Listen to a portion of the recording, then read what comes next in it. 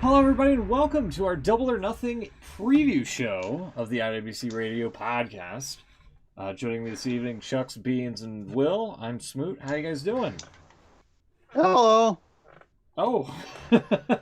Sounds like you were in pain, though. Yeah, you caught me off guard with that. Did I? Yeah. Oh dear. How's it going? Besides being in pain. Well, I'm good, apart from apparently being in pain. All right. How's everyone else doing? All right. Good. All right. I am currently typing up the prediction sheet here, which I was not expecting 10 matches for Double or Nothing, but here we are. Mm-hmm. So I'm trying to get everything situated here and, as quick as I can. So, is there anything you guys want to quickly talk about or whatever? Apparently, you guys didn't get Dynamite over there last night, which I thought was interesting. Yeah, basically because it's normally delayed from the Wednesday show, so we get it on a Friday. But obviously because it didn't happen on a Wednesday this week. Did they just forget? No, it's just in the time that it would have been on, it actually hadn't happened yet. Oh. So they couldn't air something that's not actually taking place. So we get Friday night before you do. Yeah. So we used to get SmackDown before you guys did for a few years. Yeah. Yeah, that was taped on Tuesday and aired on Friday. We would actually get it first. Yeah, there was a weird thing as well about I can't think of the word. Not very legal means of watching wrestling online. But you used to be able to get SmackDown from Friday in Australia. Yeah. Basically, way before, which was quite surreal, actually. Yeah, I remember that. So yeah, I'm not sure how it's gonna work. I imagine they're gonna have to change the schedule a bit because, by the sounds of it, these Friday Dynamites might be here to stay for a little while, if not forever, by the sounds of it. So maybe ITV might have to change things around a little bit. It'd be quite cool if they did it live, but I can't see that happening. But yeah, that would be quite an easy way to get around it.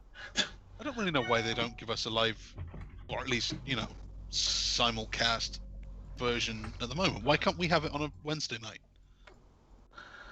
Yeah, I'm not sure. There's nothing else going on ITV at 2 a.m. or whatever. Well, even they put it on ITV4, nothing on there. Yeah, definitely nothing on there. It's all just I don't screen. know. I really like enjoying watching Jaws: The Revenge for a fifth time in 2 weeks. That's all this show. Jaws, the occasional fishing program. They seem to have an obsession with Casino Royale for some reason. I was just going to say, James There's Bond a lot film. of old Bond, yeah. But yeah. Although apparently they'll be going soon. This new deal with Amazon and MGM. Oh. So all of the Bonds will be on Prime. All the Bonds will go to Prime. Yeah. There's even. It sounds crazy talk to me, but there's some talk going around that might even see the new one on Prime first. Really? It's been delayed so long. Yeah. Yeah.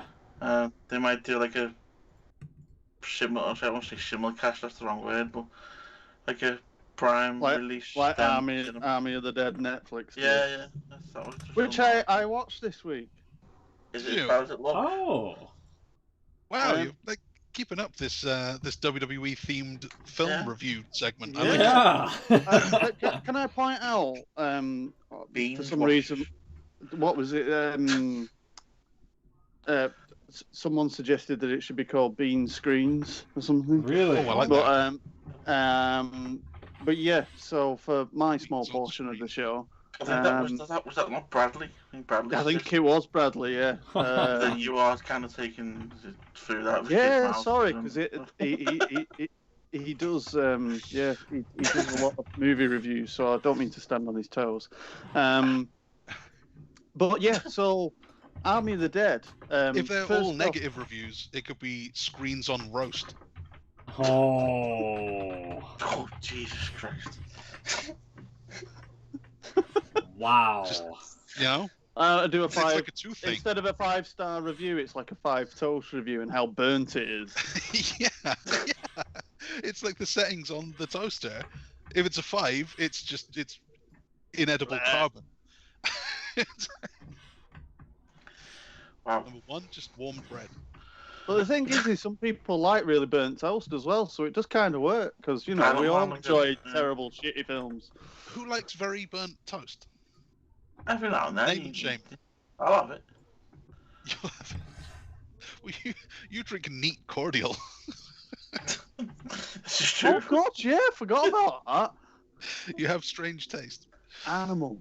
You say that like I have a glass of it. I have like a little swig with a bottle. Like a Oh, drunk. it's even worse. Totally Out of the normal. bottle. Yeah, out like a drunk. Yeah, paper bag business. Drunk one being. Sorry. No, Army of it's the Dead. Is it So shite? yeah, no, it's not shy. It's another film by Zack Snyder, who obviously we discussed in the past about doing the Snyder Cut with Justice League. So as you may expect, even though this is a zombie film, it comes in at 2.5 hours, so it is long. Cool. But Great. people have really kind of moaned about it being too long. To be honest, I didn't think it was too bad, but then again, like I say, we're all conditioned to watch things for ridiculous amounts of time, being pro wrestling fans. So, the one thing that I do want to pick gripes with Zack Snyder is the fact that he made me, for the first hour of the film, make me think that my TV was dying. What's that? Oh, Because as I was watching the first part of it, there's a certain scene where Batista's speaking to someone, and I noticed a dead pixel on his cheek in this scene that's while annoying. he was talking. I was like, oh no, I've got a dead pixel. And I'm like, it's right in the point of the screen where you would look as a photographer, like rule of thirds. It's in the place where your eye always goes to in a screen first. So it just jumped straight out at me, and it was like, for fuck's sake, I was like, I don't believe it. And then I noticed in the same instance, another 2 appeared. And I'm like, oh my god, my TV's failing. I was like, I don't believe this. I was like, I've only had it like 2 years or whatever, so I'm sat there thinking, great. So, because sometimes pixels get stuck rather than fail, you can do these color tests, can't you, on your TV? Yeah. Where it flicks through them like a seizure. So I thought, I'll just run one of them just to see if it is that and it clears it up. Because, like I say, it's quite sudden that it came on. So I'll run a color test for a couple of seconds, just for, whatever. And then restarted the film, and it was still there. And I'm like, fuck. And I thought, well, I can't do anything about it. I'll carry on. So carried on. It didn't seem as obvious in other scenes. Watched the film, and then later on, I was just Googling about the film, just having a read on some of the things from it. And it turns out that basically Zack Snyder and this Army of the Dead made everyone on the fucking planet think that the TV'd failed because the camera they used for the film had 3 dead pixels in it. Oh. I'm like, this film's got like 150 million quid budget or whatever, and it's got some amazing special effects in it, and you could not take out some dead pixels. it has. You can have dead pixels on the input end. On Apparently. the actual sense, yeah, on the sensor itself, yeah, it was an issue with the sensor on that particular camera, and it made sense That because doesn't make any sense. when it doesn't- you actually no, it doesn't. You does only it? use pixels to output. Yeah. You don't. Oh, anyway, obviously something had gone horrifically wrong in the editing process. Oh, that's so irritating. So, I mean, it's only, like I say, it's early on, and it's only in certain scenes where they've obviously used this one particular camera, or this one setup of whatever they were doing. I thought you were But, going to say there was one dead one, and then like 2 more appeared, and then like a couple more and more and more, and your screen was supposed to like just disintegrate, and it was like a thing. Yeah, and then Zack Snyder comes up at the end and goes, "Got you, dickhead." Yeah, yeah, I don't know. But Well- through the whole, no, that's. Well, sorry, like I say, I wasn't going to watch it anyway, but now I definitely won't. Now I hate it. No. I got the bad news out of the way first. I don't know. I'm kind of with I'm kind of with like Beans on this with the fact that it's like it's a high budget film and you can't like find a way to edit that out. Like, come on. Well, I mean, it could easily be edited out, but for some reason it was something missed, which I just can't believe because Bush if you League, do watch the film, in traditional Zack Snyder fashion, there is a hell of a lot of small Easter eggs in the film leading to other things that, you know, this is apparently possibly turning into a franchise and it could lead to other things and stuff, and there's loads of little teases of stuff. And you think, he spent ages, and some of them are like, obviously things that have been done very deliberately, but are things that 99% of viewers will never notice. And you're like, you can spend all this time doing all this, and you can leave some dead pixels on the screen. Maybe that was deliberate. Well, this is it. I'm Army telling of you, the there's something going on where I think he was just doing it to fuck with everyone. Yeah. Maybe. But isn't he the kind of person, he's very meticulous, isn't he, in what he does? So. Yeah, that's what I mean. So there's definitely something going on. I don't know. Film's good, but we need 3 dead pixels on one of the cameras. Let's make it on the really dark scene when someone's talking, so it really stands out, and just make everyone fucking buy a new TV because of it. So that's pretty much the main negatives out of the way. It's not a scary film. It's more action orientated, as you may expect.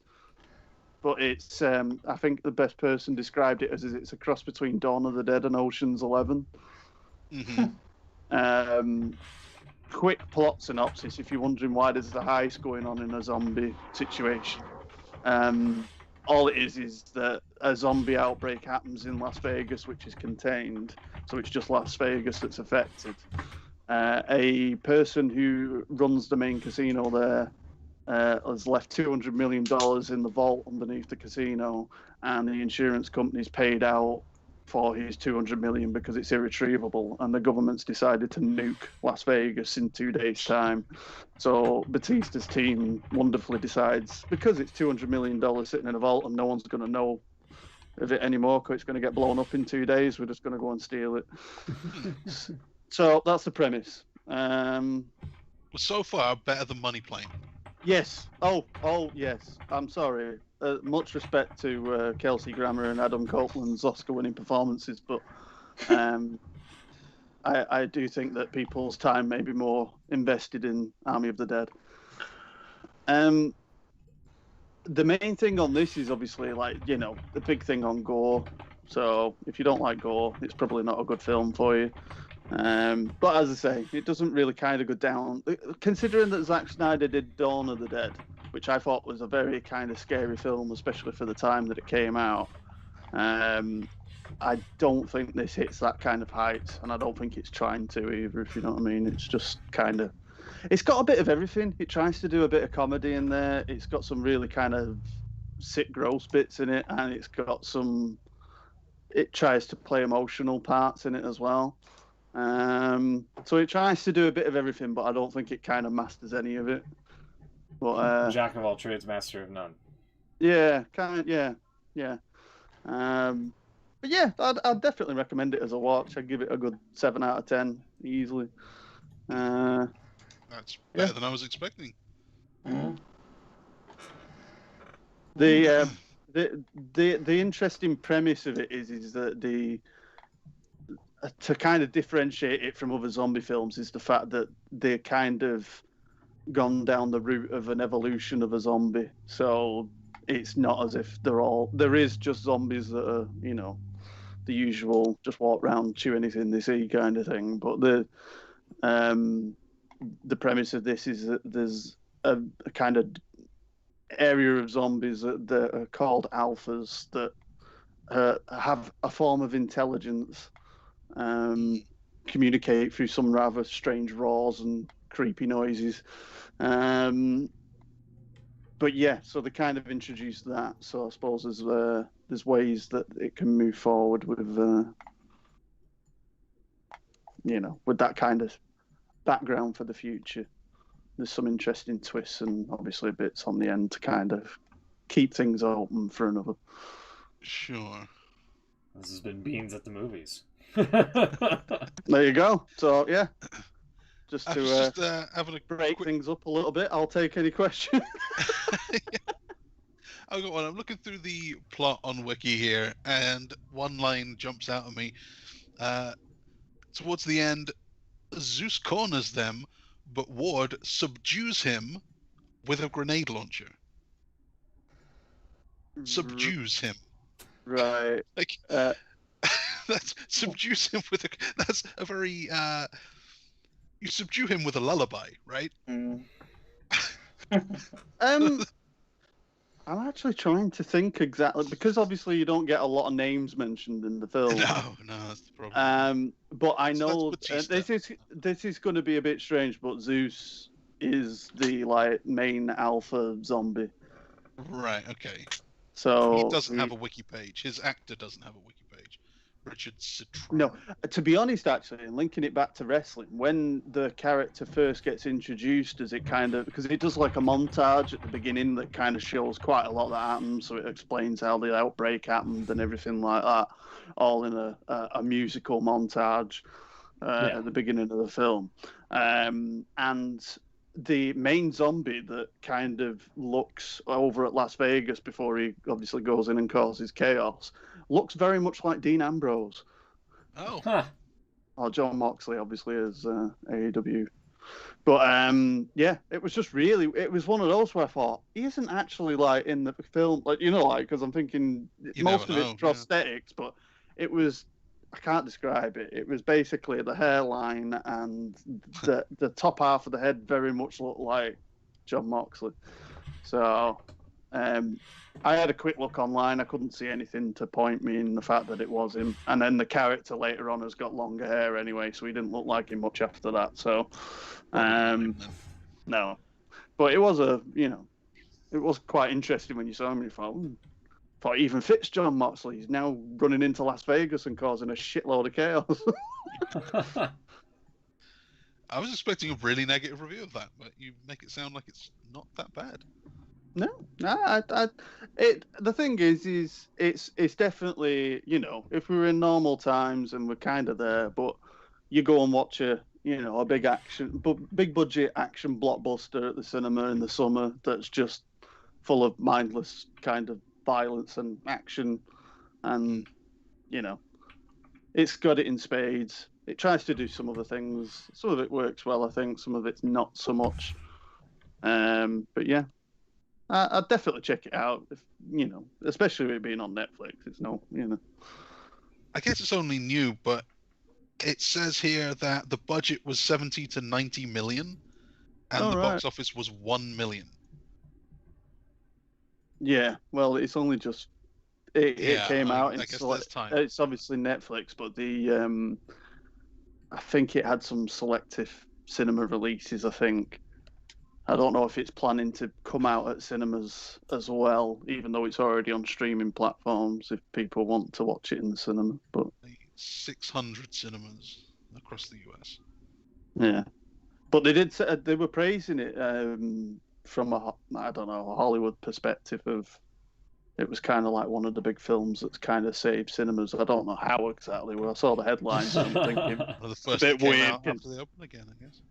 But they were saying on the opening weekend that it had a big impression and it played its part. So I thought, but yeah, like I say, definitely worth a watch. There's worse things you can do in 2.5 hours, definitely. Yeah, like watch SmackDown twice. Speaking of Watch Money Playing twice. Or Money Playing twice. All right. I think I'm mostly ready. I just need to get some stylization out of the way, and then we should be good to go here on the prediction game. But thank you, for all of that, because that bought me a lot of time. Okay, no problem. I've still not got to the wonders of the Marine 3 moving target or whatever it is. Oh God. It's still on my list, but I thought at least Army of the Dead, Batista. There's a wrestling link there for everyone. I actually watched SmackDown this week. Oh, you? Yeah, it seems like I'm not missing much. I kind of caught like the first half hour. I was a little bit late, but I kind of caught the tail end of what was it? Street Profits versus the Usos, and my God, Pat McAfee's annoying. Mm-hmm. He is an idiot. I feel at times because like Montez Ford did this weird like flip over the turnbuckle onto one of the Usos outside, and then moments later Pat goes, "Holy bad word." I was like, really? Oh wow. Really? So I don't know. He's still in my good books for his John Morrison comment Backlash. Oh, what was that? What did he do? Well, he just casually said, "Oh, John Morrison got hit by 2 zombies over there earlier." Oh yeah. Yeah. I don't know why. It shouldn't have, but it did tickle me. It's kind of funny. I had it in my head after that I thought maybe this guy isn't that bad, but yeah. Maybe it's hit and miss, but for me it was mainly a miss. At least he wasn't jerking off on Cole this week when Nakamura came out.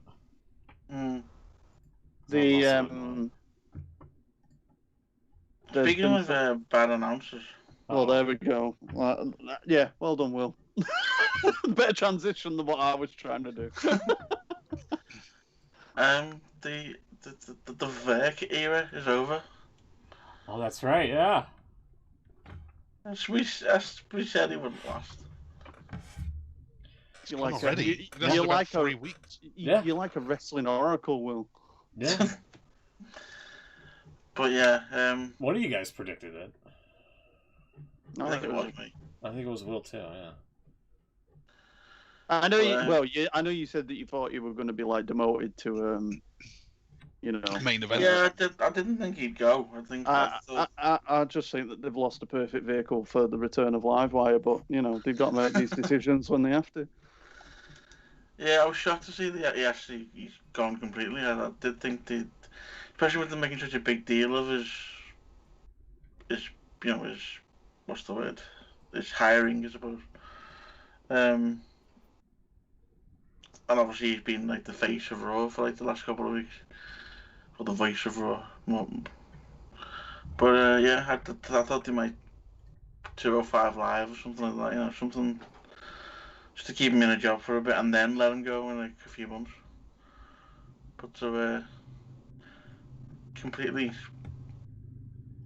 It's heartless. It's like Roman Abramovich at Chelsea. It seemed like he was overwhelmed too, because he has like other projects outside of WWE as well that he has to. He said that. Yeah. I know he does a lot for the MLB network, doesn't he? Which I have no interest in, so I don't actually know what he does on there. But if I have been told, he does a lot on there. Well, I mean, I suppose the good thing is it's not like he's not walking the streets with no job, is he? So.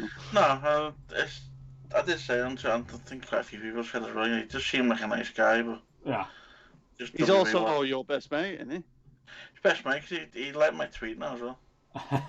So yeah, me and Adnan are going to watch the game. That's what they say, isn't it? Heading down to the ball game.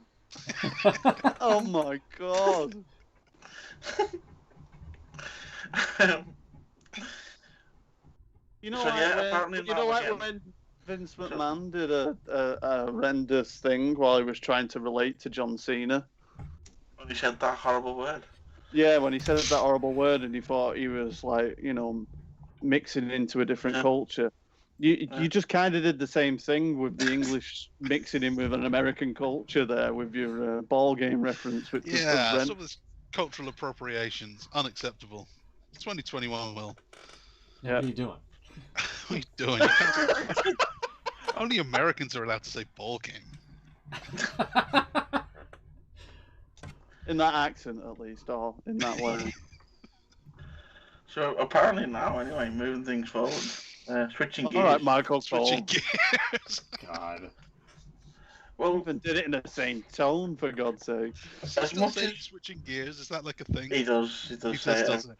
Yeah. He's cut it down a bit, but he does say it a little bit. See,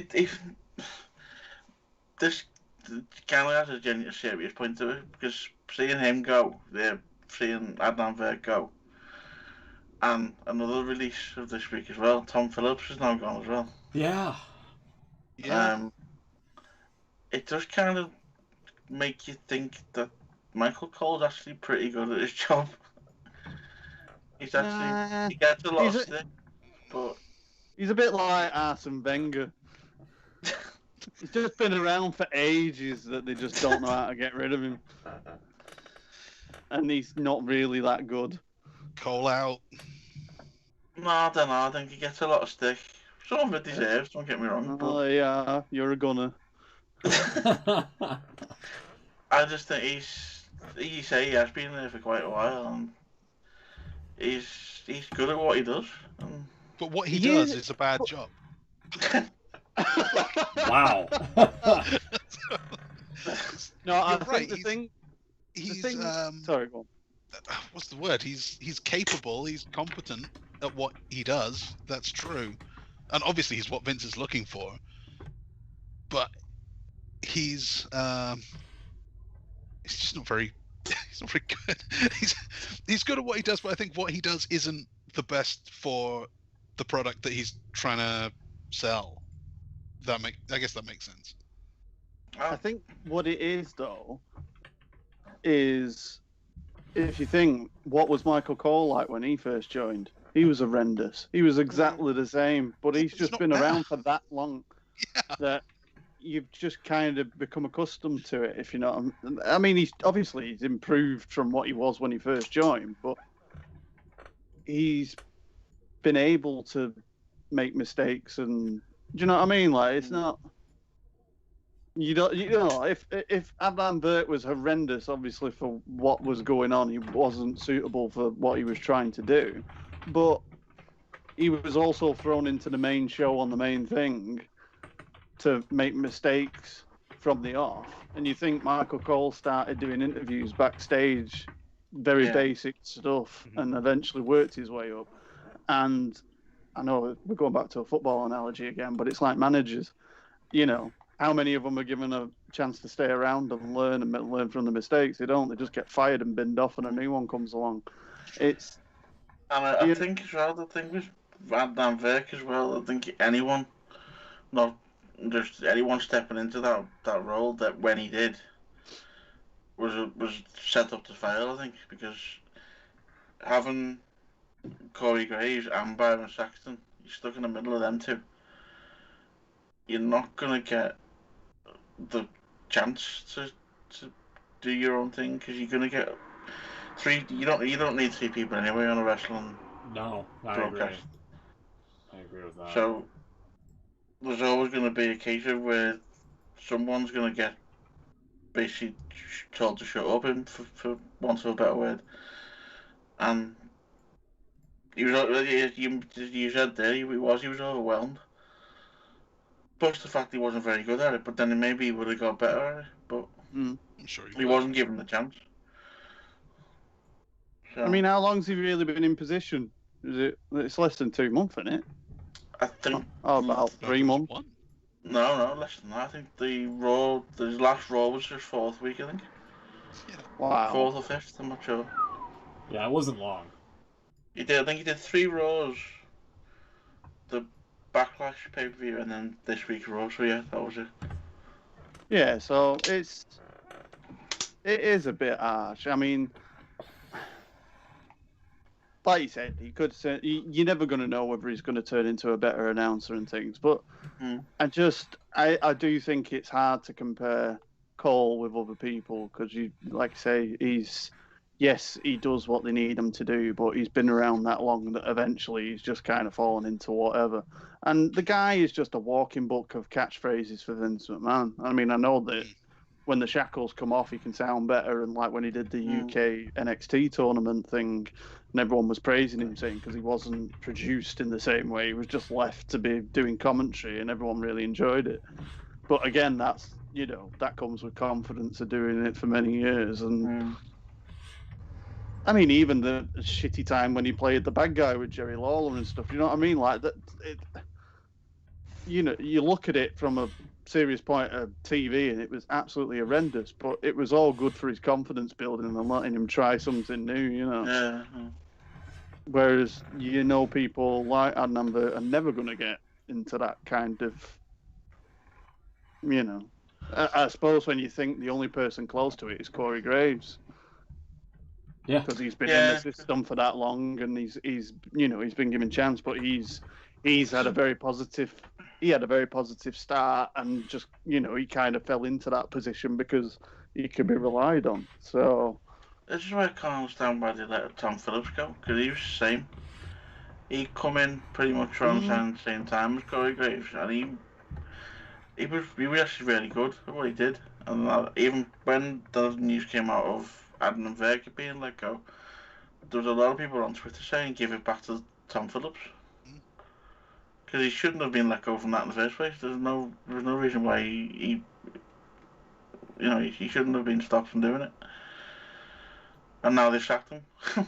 He's another one, like you say, he was good at what he did, but what he did was being that really bland, overproduced, whatever it is, that just inoffensive, no personality, just read the script guy.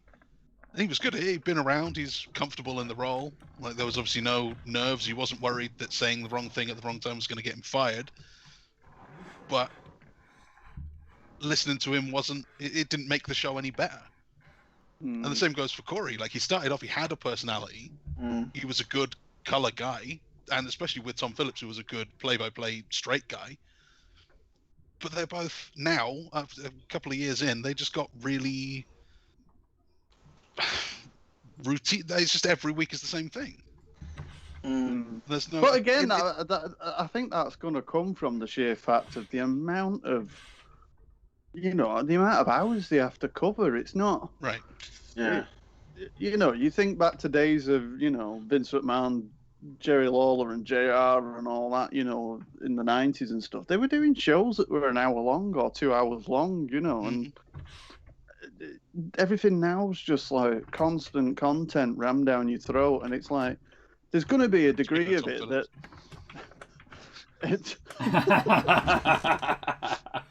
it's just one of those things where I do think that it's so easy for them just to fall into that playbook because they kind of have to, probably, because there's just that much that they have to do that's very similar. I mean, we always say about even just matches. How many times do you watch a match and you think, how many times has this match happened in the last 6 months on TV? All of them. That's what I mean. So how many times can you make commentary of that match sound different? It's true. How many times are the repeating storylines? You just end up saying the same cliches. It's all. But there's also that problem where there's almost like a 4-to-1 thesaurus. Like, all of these different words you could use, you're only allowed to use this one. So even if they were going to change things up a little bit, everything comes out the same because it has to go through the filter. But then, you're right. I think you could say the same thing about the Performance Center, where everyone is trained to do the same things the same ways. It doesn't matter if you're Omos or Ricochet. You go through the system, you learn how to do your bumps, and you do your drills, and everything is the same. You go to promo class, and you do your however long, and everyone's trained to be that template, which is great for being a TV personality and finding the camera and maybe speaking at the right times in the right ways and whatever. You learn how to do media. That's great. But you stay in that for too long and you don't grow. So it's like so many times you see someone in AEW who's amazing and has a personality like a Sammy Guevara or something. You think this guy could be something. He can work and he can talk and he looks great. Be nice if he could have some of like the basic stuff that maybe he didn't learn in his time on the indies. Or Darby Allin, I guess. These guys are all great and I'm sure they're going to make it. But I wonder if like a bit of the kind of the boring stuff may have helped them a little bit. Just 1 year. 1, maybe 2 years, not 5 that you spend in NXT. Yeah. Well, Cole and apparently more recently Phillips were kind of the trainers for announcers, weren't they? Anyway, they all worked through them. Tom Phillips more recently was more involved in that kind of. Apparently, he was producing NXT last week. So, why they let him go all of a sudden was just crazy. So they've hired this new guy, Jimmy Smith, I guess. Yeah, he's from UFC, isn't he?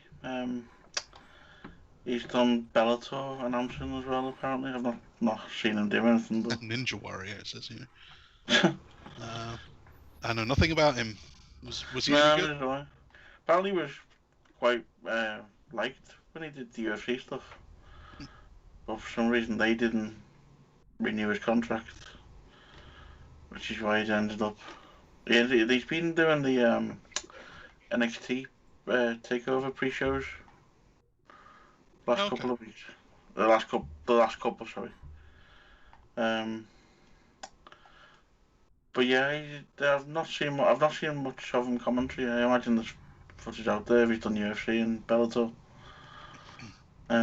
But I imagine if he's done that kind of stuff, he'd be a bit more used to the live environment than Adnan Virk was. I guess we'll see. So he was announced on Wednesday that he was going to be the new guy. So yeah. I've written the article here on it's on MMA news site that he's been announced as the Raw announcer, and I'm reading the end of it, and it's got Jimmy Smith will join longtime analysts Matthew Polinsky and Brian Kelly as part of the Monday Night Raw broadcast team. I'm like, who the hell are they? It's Corey Graves and Byron Saxton. Yeah, shoot names. I didn't know he was called Matthew Polinsky, but there you go. I knew Corey Graves wasn't his real name, but Matthew Polinsky. I think the thing with obviously when you're a wrestler, part of the thing is being able to project a character, and you aim to be good on a microphone. So I think when Corey made the transition from wrestler to the announce desk, it's more of a natural fit for someone that's been in the ring and done it, because they're able to do the technical stuff and talk you through a match, but they're also able to project emotion into it, whereas someone coming from the outside, from something that, outside of wrestling and into it new, is always going to have that disadvantage, I think. Yeah. But it's, yeah, just, I don't know. Should we get into the prediction game? We have to. It's AEW. AEW. It's a new season, too.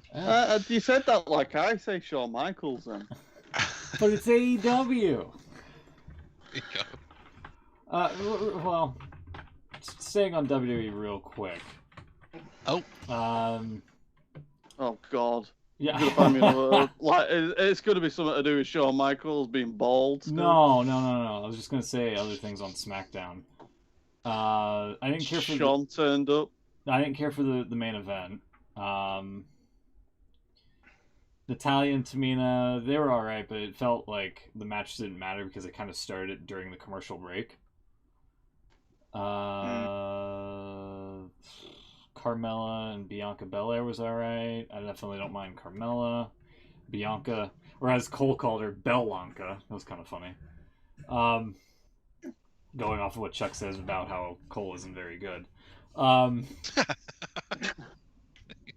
wonder if they're setting up for like a hair versus hair match between I just called her Bellanca. Yeah, Bianca Belair and Bayley down the road, maybe at SummerSlam. Seth Rollins. What is it with SummerSlam and bloody hair versus hair matches? I don't know. It's going to turn into a loser leaves WWE match instead. Everyone just wants like a shaved head for the summer months or something. Speaking of SummerSlam, there is a bit of news around that. Is it Cena? No, apparently he is going to be there. They've not actually announced him yet, but apparently he's going to get involved. They've announced that it's going to be on, this is actually official as well, August the 21st, which, I know you're all looking at your calendars right now. August the But 24th. you don't need to. 'Cause I'll Yeah, tell I'm busy. It's a Saturday. Yeah. Ooh. Yeah.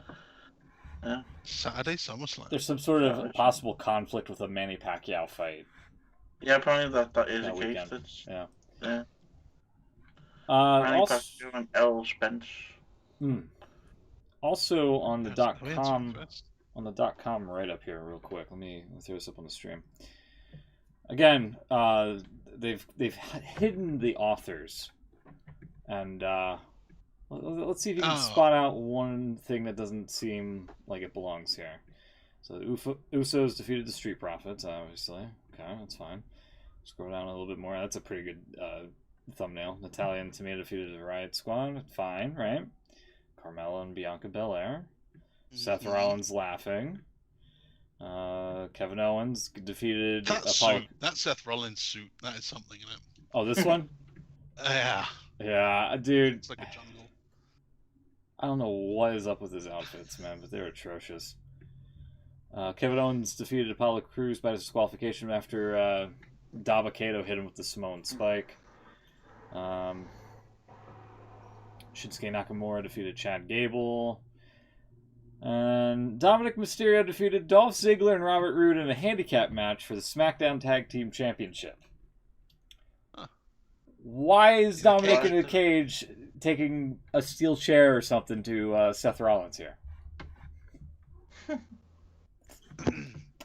Yeah. I would complain, but again, there's no author here. And it also appears to be on Raw. Yeah.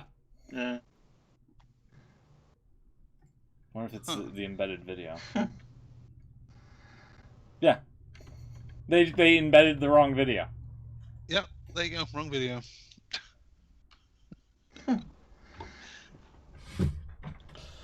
Yeah, apparently they fired the wrong people.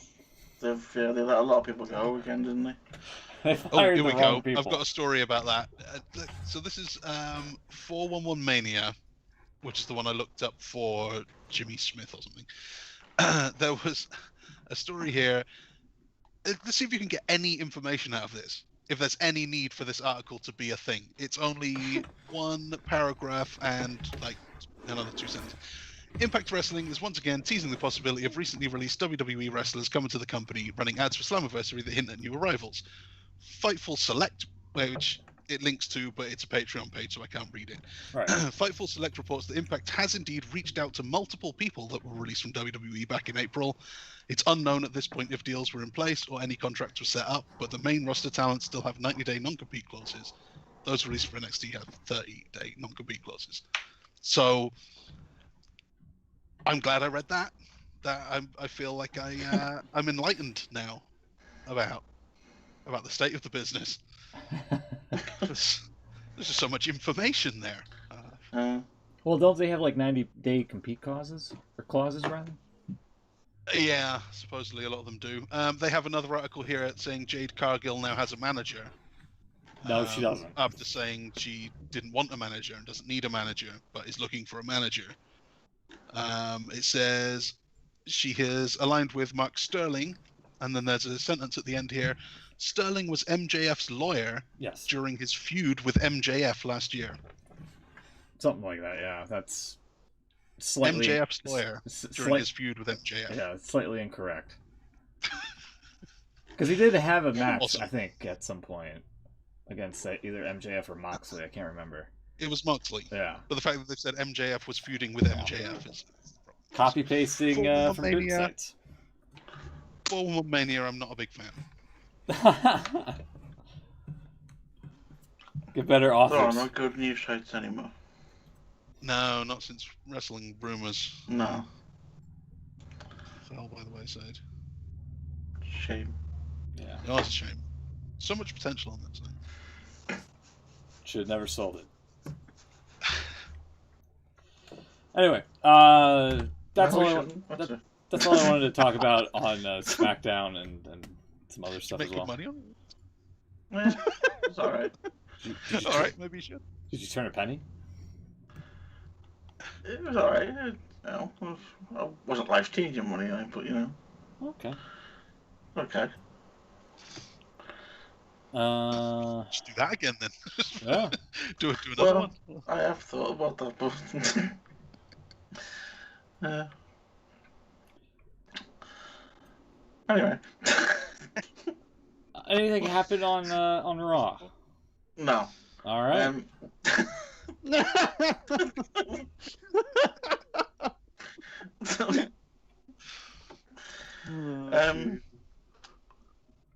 No, actually, nothing did happen really. Okay. I think that kind of in like a bit of a, it's kind of that, when you get after the what's the last pay per view normally? Is it TLC at the end of the year? Yeah, sure. It's like it's like that bit, between TLC and then you have Christmas, and then after the New Year you get into the Rumble bit, and it starts getting interesting again. We're in that sort of period now because obviously we're waiting to get the fans back in. Yeah. So we're in that sort of limbo period where not a lot's going to happen, but you're just going to have to deal with it for a bit. Speaking of fans, if I can get to it here, hold on. I was going to talk about Dynamite last night. What you guys I actually watched it as well. I watched it today. I was going to stay out and watch it, but I was absolutely knackered yesterday. I watched it this afternoon, and what a difference. Yeah. What a difference it makes. It was really good. It wasn't even a particularly good show, but it just made it wasn't. 10 shows times better with having fans there. Some of the stuff on Dynamite was kind of dog shit, especially the weigh-in. Oh, they did a weigh-in. Yeah, like after the with no weight divisions. Yeah, after the first match, which was what was it? Darby Allin versus Caesar Bononi or Scissor Bologna, as I call him.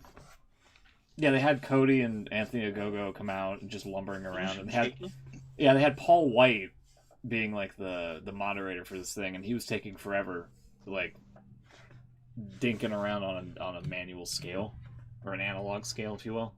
Yeah, he couldn't quite figure out how to work it, could he? Yeah, it was just whoever booked that in the second segment is a goof, an absolute goof. Like, the first show back with fans, with the actual, fans packed in Daly's place, and you're just going to be like, yeah, let's have a weigh-in. Like, come on. Like, you could mean... Was this the show where there was loads of, excuses to get people in the ring, a celebration, and then, there was, a face-to-face or something. There's just loads of, pointless segments that were all just let's get people in the ring to do some... I don't like the I'm not sure what else they can do, so it's probably not really their fault, but having the fans on the stage. I know they had that originally. Yeah, from this shot right here. Sorry. Yeah. That's it, yeah. Oh, yeah. I know they did that before the pandemic, didn't they? So they shot it from the site. I'm kind of with Will, because also on the weigh-in here, they had the flags in place for the backdrop, but imagine being in the back here and then you have to see through the flag. It's like when Rusev used to do that. Yeah. People shout, "We can't see." We can't see. We can't see. Yeah. I'm not sure what else they could do with the fans, because obviously they gotta put them somewhere. But I just didn't like it. Maybe it's because I'm used to seeing it the other way. I don't know. Yeah, that was a minor thing, really.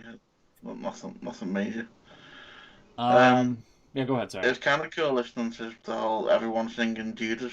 That was a good little moment. Yeah, I guess. I don't know. Judas is so 2019 though.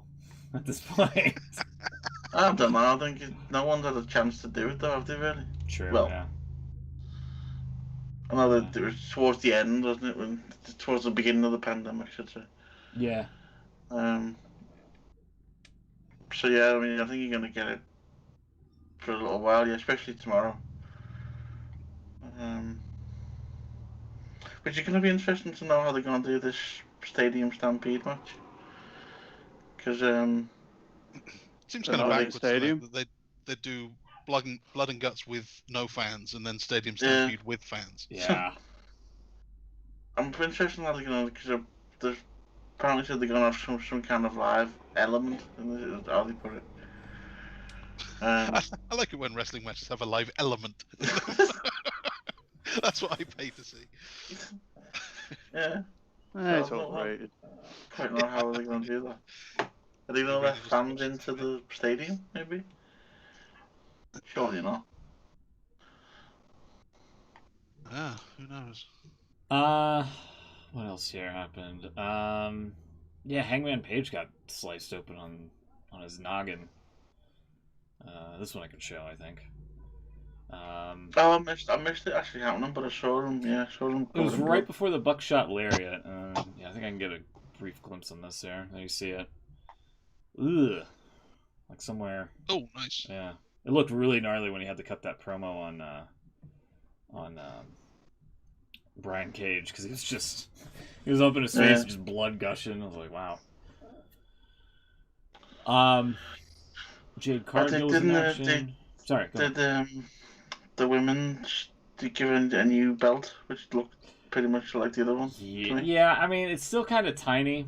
I mean, this is a bad shot, and I can't throw that up on the screen. But it was kind of marred for two reasons here, because JR on English commentary said, "Oh, this is when he was casually racist." Yeah, he said Sheeta's so deserving, always a smile on her face, represents the company like the pro that she is. Still sounds good so far. And quote, just wish she had a locker room full of citizens. What? Yeah. What's he even trying to say there? I don't know. End quote. By the way. Wish you had a locker room full of citizens. Yeah. Is he trying to say that we should have more Japanese women, maybe? I mean, there's a partnership. Kind of what he was trying to say. Yeah, there's a partnership with New Japan Pro Wrestling that, Like, half of their women's roster is Japanese. Yeah. They've got loads. I don't understand what he's trying to put over. I don't even know if that is racist, because I don't know what he's saying. Yeah, I don't think he does. It kind of sounds a bit ignorant.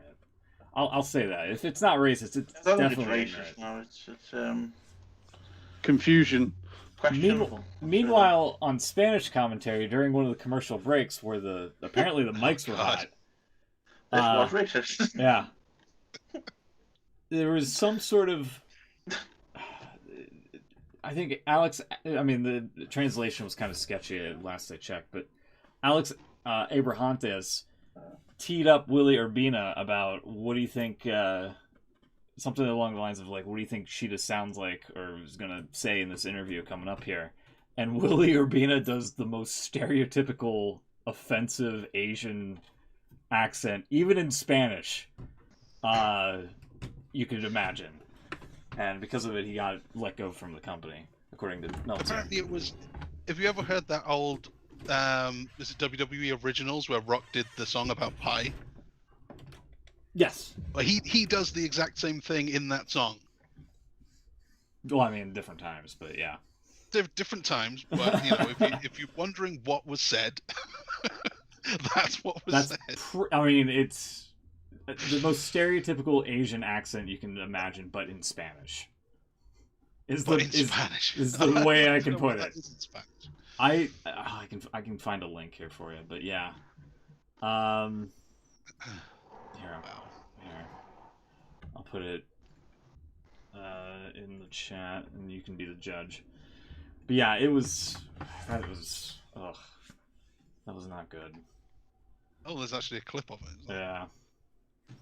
And apparently, awesome. Okay, let's see what. And apparently, I mean, AEW just has hot mics all throughout the night because of the Fight TV audience, if they're watching on Fight, wherever, and things like that, for the side-by-side breaks. So, yeah,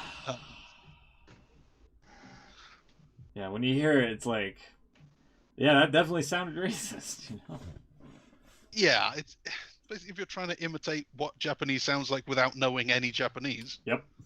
That's what basically it sounds it. like. Yeah. It's another one of those, like, maybe what he said wasn't the most racist or insensitive thing that anyone's ever said, but I'm as outraged by the stupidity of saying that kind of thing at work with a microphone in front of your face. Yeah. What are you doing? And You like have to know better. Like you say, it's different times, and 10 years ago, people would just laugh at that and carry on. Whereas now, I don't get me wrong, I'm not saying there's anything right by it, but you know what I mean. It's it's the time we're in, and it's yeah. There's also Sting. Ethan Page, I think, had a match. Sting racist as well. No. Yeah, he's been doing whiteface all these years. No, he's not. No. The picture of Sting's been highly racist for me. Well, you know how he had that moment in WCW where he was wearing a Sting mask and he attacks the NWO and he takes the mask off and it's Sting. Yeah. Just like in TNA, Mike Tenay was like, "It's Sting wearing a Sting mask." Bet you can't guess what happened here. Oh, he did his favorite spot again. Oh, I love it. Yeah. So good. Oh my god! I thought it was another middle-aged man. I wonder if that's up on 2 health bars yet or not. Let's see.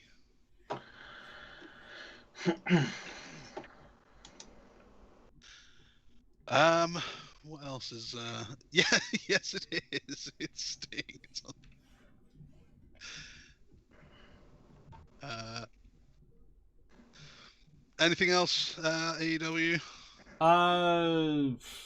They trotted out Eric Bischoff just so he could toss it to a video package of Inner Circle's greatest moments, just in case they lose and they have to break up here. And then MJF interrupted and was basically like, "Hey, come to the field because I'm beating up a guy with early onset Parkinson's because I'm a heel." And they did like a pile driver spot where one of the pile drivers looked like complete shit. I'm sorry. The one of them went through the table. The other one just they bonked off the table and it just collapsed. The legs gave way, as you see here on the right. So there was that. And then just the show ended. I think the go home for Stadium Stampede 1 where Hangman Adam Page sprinted from midfield all the way to an end zone, and then one of the crew guys dropped an F-bomb on Turner Television was way better. So, with that, now can we get into the prediction game? Yes. Alrighty. Let's Perfect. go into that. If we must. How do I have so many tabs open? It's all about Dave Bautista and the Marvel Cinematic Universe, apparently. SummerSlam 2021. So they moved SummerSlam to Saturday when Pacquiao was fighting on the Saturday. Yeah. That's backwards logic. Okay, well, I guess we'll find out at some point what's going on there. Let's kick off with the pre-show. We have Serena, who is currently the NWA Women's Champion, defending against Riho. One of those, was it locker room full of nationals or whatever? Citizens. Citizens, yeah. Just one of those Japanese citizens in the locker room. What a goof. I can hear the music now. Really? Yeah, sure can I. Yeah. Oh, wow. Maybe Well, I heard the intro and everything, but Yeah. I was a bit worried when I said hello at the beginning because I thought, is it an echo of what's coming through your speakers? Because I thought I heard myself for a brief second, so I was a bit like, ooh. Play the guy falling down a well. What? Hold on, let me get that. Hold on. Give me Tasha and Bush League. Oh my god. Oh, Bush yeah. League, in my You- opinion. You wanted to get through this prediction game. You got no chance. You've got about 3 years worth of audio clips you got to play. Hold on. I missed this music as well. Okay. Is this an upgrade? That's a different one, yeah, because it's AEW. I was gonna say. Is it a difference? I can't remember. It's good though. Thank you. Keep it up. It doesn't sound anywhere near as phony. There it is. Wow. God, it must have been about 5 years since we've heard that. Oh, that's amazing. Maybe I just played that sound effect when the ring was supposed to explode in AEW.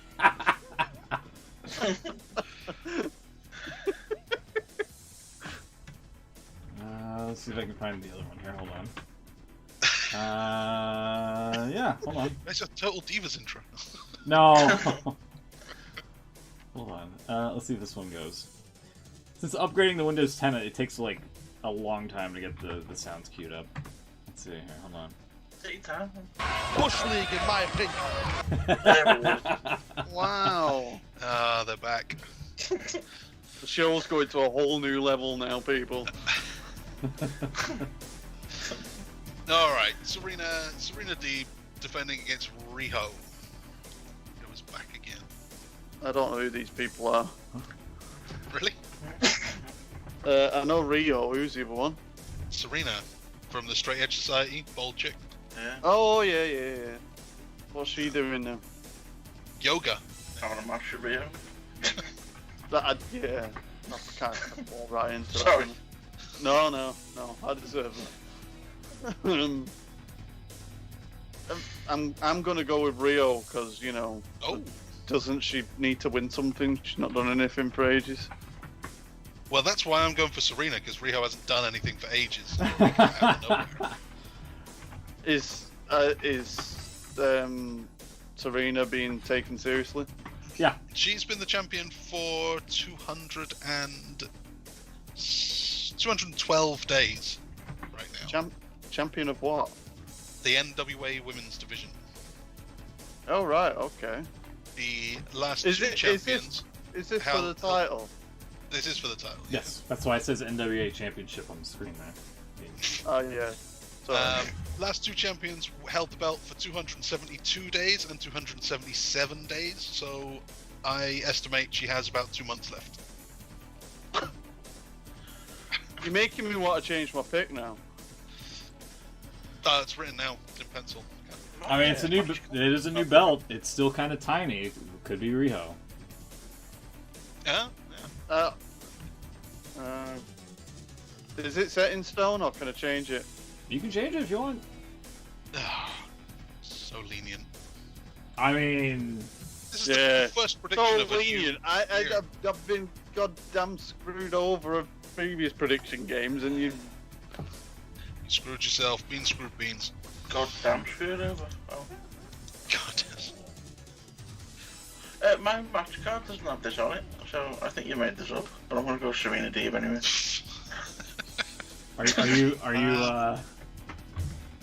are you besmirching the good word of Wikipedia? I am. Well, Wikipedia has it links ProWrestling.net as the source. Well, So I don't know if you believe ProWrestling.net. If you- ProWrestling.com's where you want to be at. In case you don't, ProWrestling.net sources the AEW Twitter. So that's a pretty good source. So we're not blaming Wikipedia. I was going to blame Wikipedia and what's his name? Jimmy Wales. Jimmy Wales. I'm going to blame him for it. So, Will, what is it, Serena? Oh, yeah. Serena all sorry. round now, or? Serena, yeah. Yeah. So Beans is officially changing it. Yep. Okay. Although now you do know that it's gonna go where Rio wins it, and I'm gonna be proper gutted. Do you want to change back then? No. I'm happy with my pick. Yo, could they? Very- No offense, but can AEW like change their website to not look like a WordPress nightmare? Because I'm trying to find No. the Double or Nothing. It is. It is, yeah, it really is. I'm trying to find the Double or Nothing like the actual page, and it's just not taking me to it. It's there. I was on it today. Yeah, it must admit it's the website's terrible. Yeah, it is. It really is. All of the wiki sources are just tweets. There's not anything on the actual website. There it is. Go to ProWrestling.net. One from WrestleZone. Is that?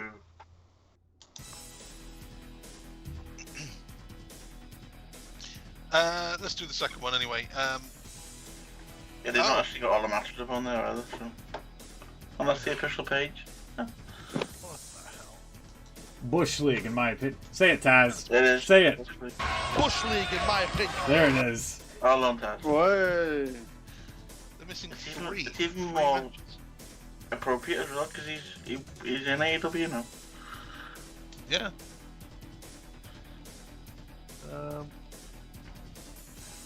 They don't have Cody Rhodes and Anthony Ogogo. That's one of the big matches. Yeah. Yeah.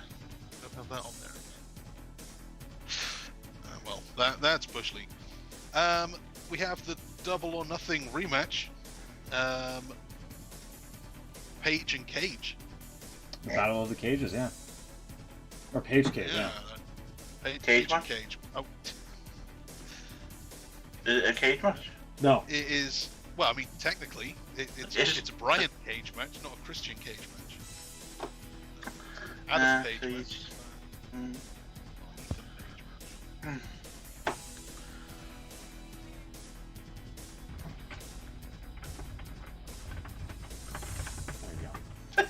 No one wants to say anything. I'm still trying to figure out who the friggin' hell's Brian Cage. The Machine. Who? The Machine, Brian Cage. Taz's mate. Beans, it would help guy to from watch Lucha the show. Underground. Well, I understand this, but There's an Impact program. I was too busy watching Army of the Dead. Fair enough. I have no idea. I could do with a story background or a very rough idea of what kind of things are taking place. So Two people have a disagreement and they're gonna Oh settle my it in a god, ring. you give me a wrestling synopsis. Wonderful. well, Double or Nothing will feature professional wrestling matches involving wrestlers with previous feuds and storylines. Wrestlers portray heroes, villains, or less distinguished characters in events that build tension and culminate in a wrestling match or series of matches. Wow. It's almost like you memorized it. I suspect, while both men are fairly athletic, I suspect the outcome of which will be predetermined. Oh my god. Well, it's not fake per se.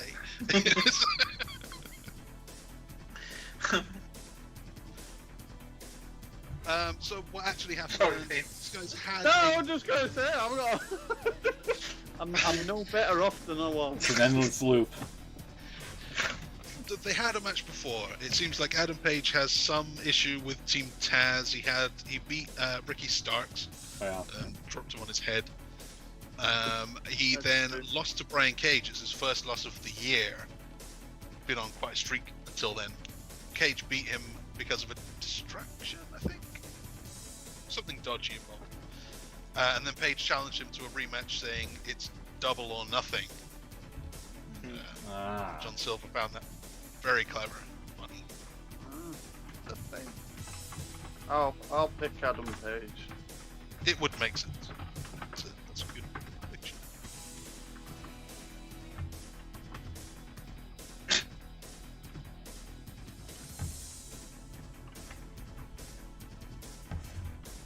I'm picking the Hangman. Sorry, I don't know why everything's all quiet now. I was watching you do some editing. Oh, thank you. Yeah. Thank you. Just listening to the 80s action music. Thank you. Yeah. Yeah. Beans Wait pick two. I'm for sorry. Arnie to walk out with no shirt on and a huge minigun. Yeah. Who's Beans Get picking? down. Who's Beans picking? I didn't hear. Adam Page. Adam Page. It's a raw deal. All right. Page for me. Page for Will and Chuck's. Who you got? And for me too, they're going to go 50-50 parity booking for the win. Let's move on to a tag match. We've got Sting and Darby Allin in tag action again. Is it going to be Sting in a Sting mask? It might be. Okay. It might be Darby Allin in a Sting mask. Who the hell knows? Haven't they already done that? They kind of did half and half paint at one point. I don't know if they've done masks. Sting and Darby Allin versus Scorpio Sky and Ethan Page, the other Page. This is like the first match for Sting. Oh, crying out loud, how many pages have they got? What's going on here? Well, the real question is, are Sting and Darby Allin on the same page? Oh. Yes! They are. I was just going to say, have they been teasing some dissent? No. But No, this is the first match for Sting in a ring since like 6 years or something like that. Something crazy. Sting of the Ring. Yeah. And it's a non-cinematic match, hence the headline there. it's dangerous.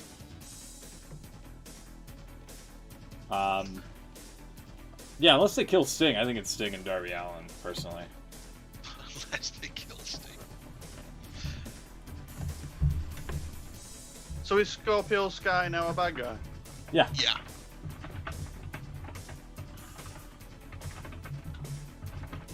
I'm trying to think of a cool name for like Sting and Darby Allin, but best I can come up with is Stalin, and we don't want to call him that.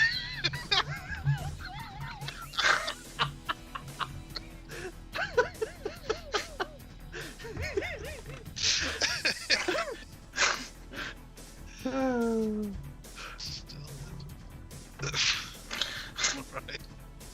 You've missed a vocation there, Will. Yeah, that's really something. Well, quit stalling and give me your predictions.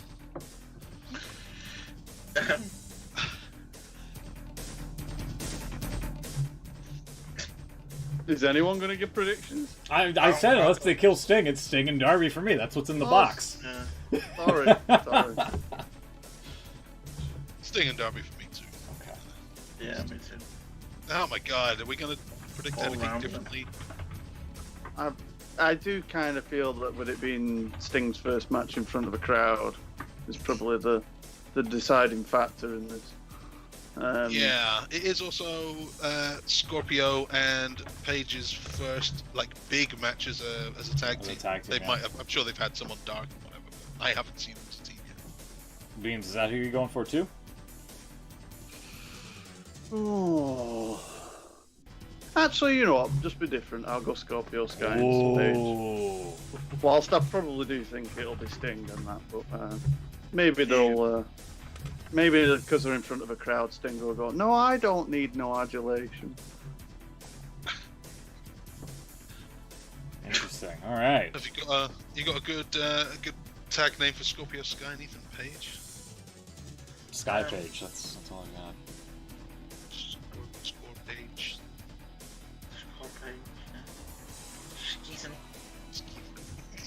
Ethan. Excuse me.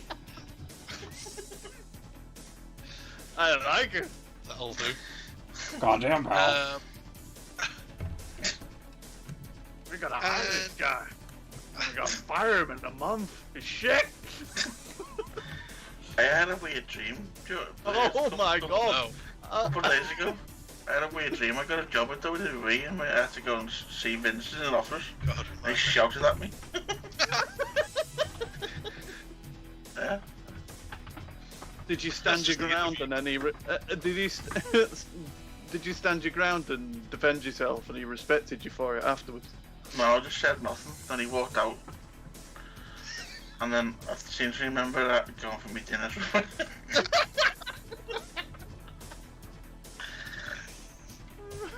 wow.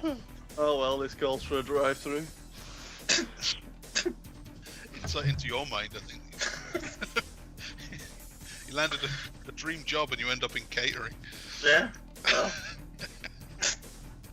That's the way it is at WWE, though, isn't it? Yeah, it really is. You know, Skeethan's part seem of to remember he walked out at like 1 o'clock in the afternoon and said, I'm going home. That was it. So then we all went for dinner, and then I think I woke up then. I can't remember where I'm. I think this needs to be a segment for Will every week now. Like, what's your dreams been like this week? Speaking of dreams, it's Smoot's favorite match. Cody Rhodes, the American Dream, God, is taking on Anthony Ogogo, Olympian. Excuse me. Sorry. Surely Mr. America's gonna win. They got Hogan. Right. You'd imagine so. Here, hold on. I don't know. Is Cody at that stage where he wants to give someone else a rub? He's at the stage where he thinks having a match with him is giving him the rub. I think. Maybe.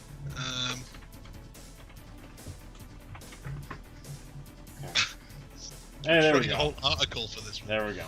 Yeah. I want to go to punch Cody into another dimension, but it's Cody for me. There you go. Shadow Realm. Yeah.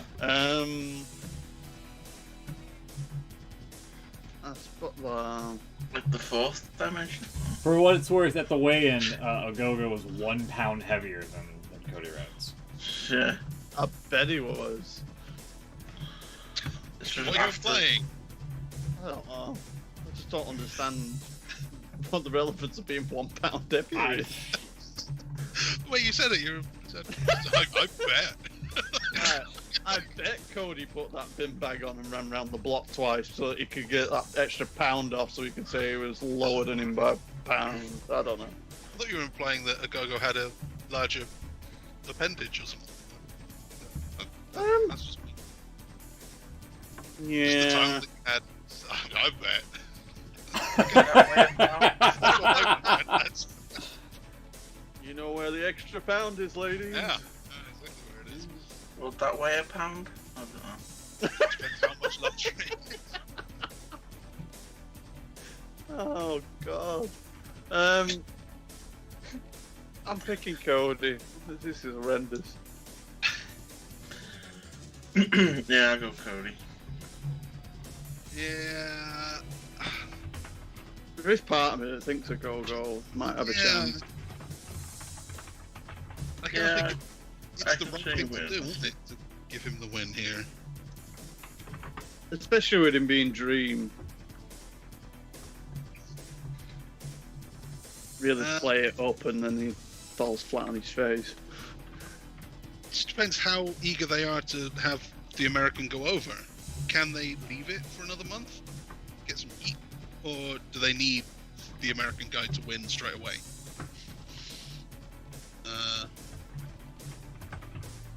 I'm gonna go with a go-go. Oh, Shit. I really want it to be a go-go. But for the prediction game, I'm going for Cody. But I really want it to be a go-go. Is that the right thing to do? He's Yeah. new. Get that smooth Just- jazz entrance music over. And Will, Is what do you- Cody gonna come out to this music? no. Oh, it's 80s America, isn't it? Oh yes, yeah.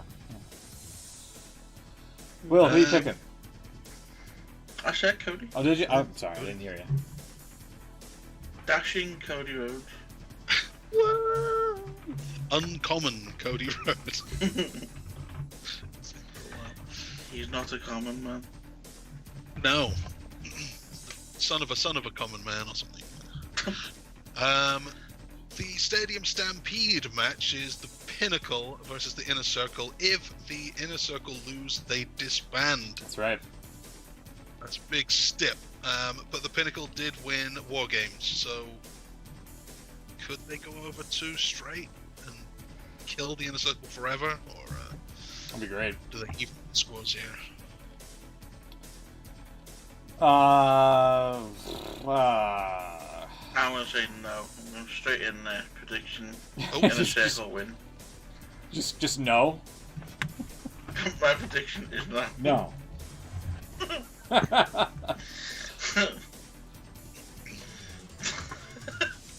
There you go. You're still predicting no for Anthony Ogogo? Anthony, oh no. No.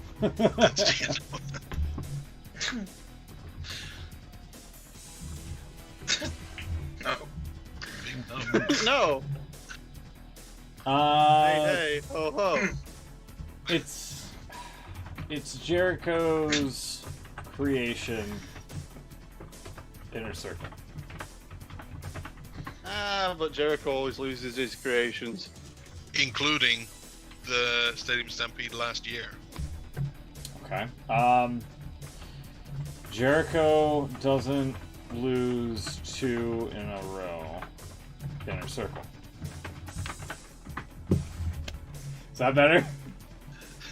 You've done some very lengthy predictions in this game. You are finished. Yeah, you really explained yourself. You've shown you're working. Thank you. I was going to say, I think this has turned more into a blog.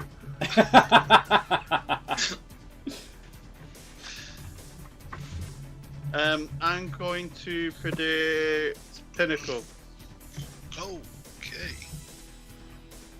And I'm going within a circle. Thank you. Because I just don't see them disbanding just yet. And Will, are you sticking with no? Yes. Well, which is it? No or yes? Give me a goddamn straight answer, man. No, I'm gonna have a proper pick. This is why he's having nightmares of Vince McMahon shouting at him. Yeah. I'm gonna go in a circle. That is Jericho's law, isn't it? Yeah. It is, yeah. And you've just given me another segue here. Perfect timed. Speaking of no and yes, the Casino Battle Royal has No. one unannounced slot. This Yeah, is where I will say Yeah, no. it's Daniel Bryan. What are they wrestling for? They are wrestling for a future AEW World Title match. It's on A the future screen, championship Beans. opportunity. It's on the Program screen. lead. Sorry. I'm sorry. I just. I know how I feel in my dreams. Yeah. Alright, Vince. Right now, we have Christian as the favourite, Christian Cage, the second Cage of the night. Sorry, just making sure I can see it on the stream. There it is. Yeah, there it is. I had seen it if Shawn Michaels' bald head was on it. That's true.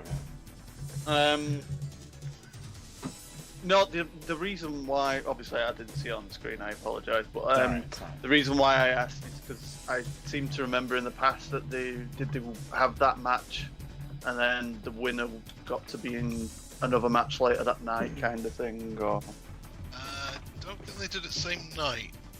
unless That I'm was the thinking of it Elimination Chamber different. with Roman Reigns, which was No. also won by Daniel Bryan.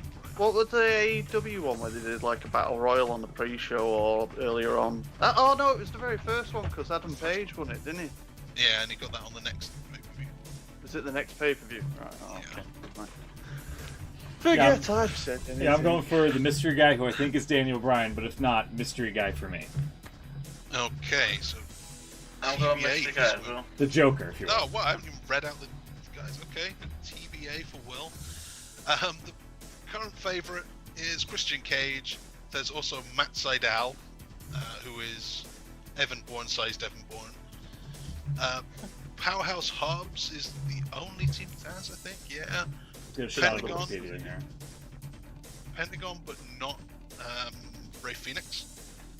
Jungle Boy, but no Luchasaurus. Matt Hardy, Mark Quinn, and Isaiah Cassidy from the Private Party. The Blade, but not the Butcher.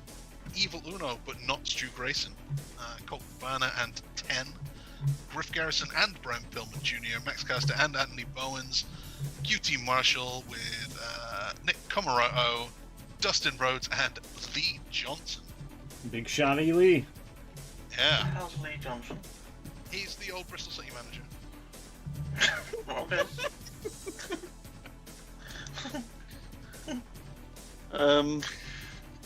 I don't know. QT Marshall's jumping out at me. Oh yeah. I just wondered what people's reactions were going to be to that. But, Have you seen QT Marshall lately? No. Last time I saw He's got him, that, he kicked Dustin Rhodes in the balls on that pay-per-view I watched when he was supposed to be his friend. He was supposed to be my friend. He always looks like he's about to That was a bowl long the game of his life. Yeah. He's got that kind of Tommy Dreamer average guy look. Yeah. Yeah, I get that.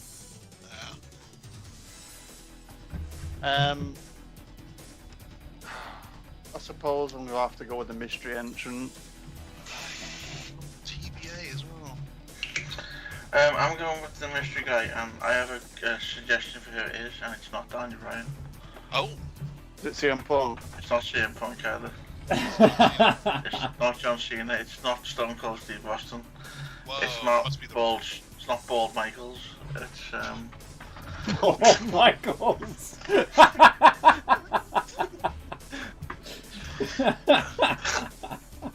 He's wrestling royalty, you know. He's so disrespectful. Stu Grayson. It's not. It's a guy that I say it's not Bald Michaels, but I say it's another guy that Beans is quite familiar with. Who are you? Familiar Dave in Lajana. hatred, I would say. Mojo Rawley? Yes. Oh. Oh. That Dean is... Mutadi. Oh. You know, like when we were talking about how like the Oh. Cody announcement was really disappointing because it just ended up being an announcement about himself in a match or something. Yeah. That's worse. Yeah. No, I have to agree. You've got a fan base that is expecting like a huge name, and this is like their WrestleMania thing, and people are expecting Daniel Bloody Bryan, and you're going to bring out Mojo. AEW supposedly trademarked American Dragon as well. Oh, nice. So Oh, really? yeah, and they actually, if they bring out Mojo fucking Rawley as the mystery guy, oh. I think that everyone in the world would then join the hatred that no, hatred's a strong word. The strong dislike that I had for Mojo Rawley. WWE released Mojo Rawley and Samoa Joe at the same time, and AEW picked Samoa Joe. No, but these things, they're never anyone big, are they? What was the last one? The last one was Evan Bourne. Evan Bourne. Christian Cage. Yeah. Oh yeah. Christian it was not yeah. Big Show's big announcement. Yeah, You're gonna be even more disappointed when Mojo Rawley is called the American Dragon. Oh. Yeah. It does say serious investigative journalism, if I can say it. I went on Twitter. He says, after 9 years of fun, passion, and pure hype in capitals, obviously. For fuck's sake, shut up. Thank you all for getting and staying hyped in capitals with me. I love you all this much. It is a crucial bit. The next chapter officially begins on May 31st. Even after he's left the company, Bean still hates him. I don't hate him. Oh. Just no. They had so Matt Sydal was the last mystery guy, or the last Joker anyway. The first one was Adam Page, and then the women's one was Mercedes Martinez. It's not going to be her. I don't think that. I just can't see it being a big name. They don't, or a massive name. Yeah, but Like I'm not. Daniel Bryan. You can pick anyone else who's not a big name. You don't have to pick Mojo. But the tweet, he's telling, he's letting you know. He's just telling The you that next he's not chapter entirely officially- stupid and he's trying to keep his profile up to. You'll be sorry tomorrow when you. I will be bloody sorry if he walks out. Jesus. Dean Mutadi appears in the. I don't know, actually. If he walks out, I think I'd probably just laugh. It would be. I keep saying that, like, AEW is pulling some, like, TNA moves from time to time, and that would be one of them. I would have to say that actually, if they somehow secure Mojo Rawley. Unless it's a fake out, and they use Mojo here to disappoint us, and then bring Brian out like after the main event or something. I mean, Yeah, I know I was joking, but if he came out and called himself the American Dragon, and That would be hilarious. And then Daniel Especially Bryan if he had did the come final out countdown and as beat well. him up. Yeah, you know what I mean? I mean, that's fair enough. That's just cool because they're playing with you a bit, but you get ultimately what you want at the end of it.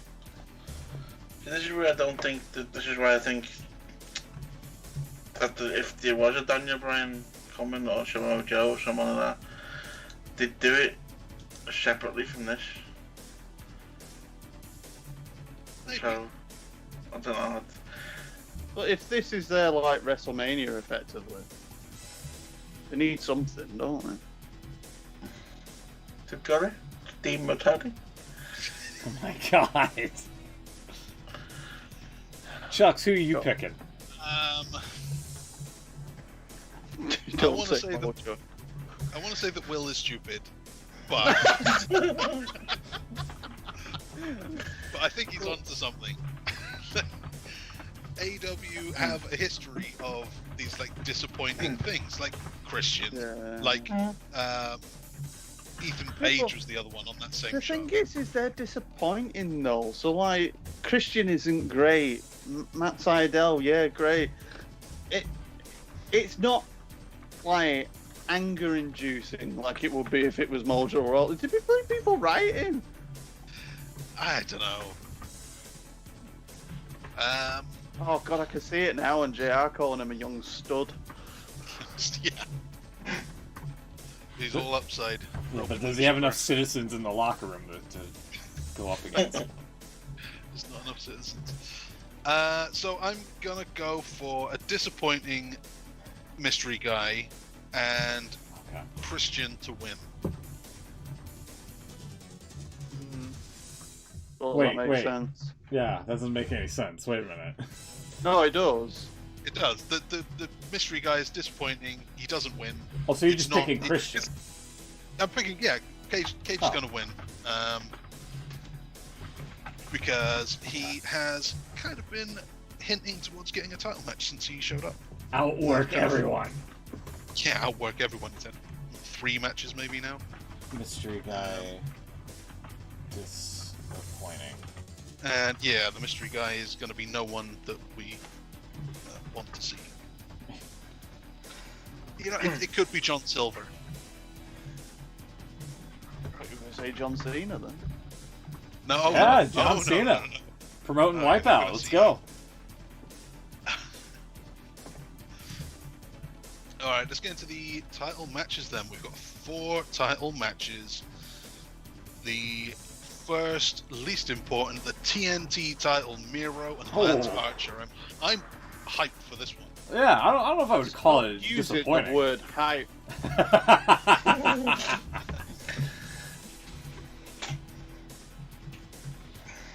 Oh, Yeah, I've got Miro retaining. same.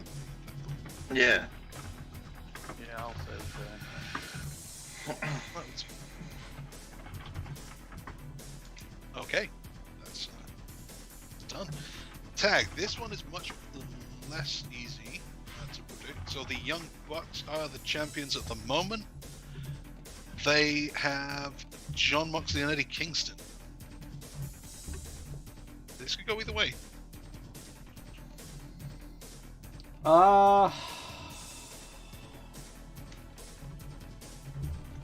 Kingsley. Oh god. Jenny Kingston. I hate that. Moxton. Kingsley for Will. About Young Bucks, Yucks. Jackson. No, that doesn't work. Mm. First half of Jackson, then the second half of Jackson.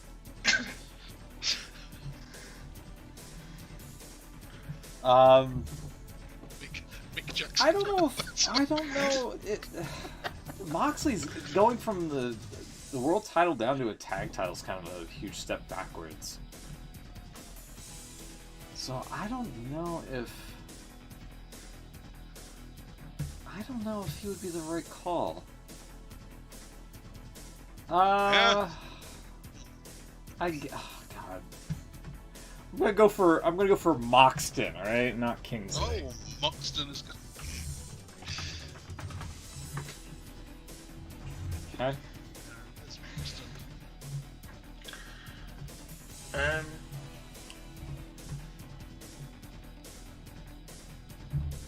Yeah. You've already done it. We've already got Kingsley in there. Already got it. Kingsley Yeah. Moxton. Yeah. I'll show up. That's a great NXT name. Yeah, what's Kingsley. Kingsley Moxton doing in the Dynamite Zone? Kingsley It should be Ambrose. Moxton Kingsley. That sounds more like an actual name, but you know they would go with Kingsley Moxton. Yeah. Moxton Kingsley. Jesus.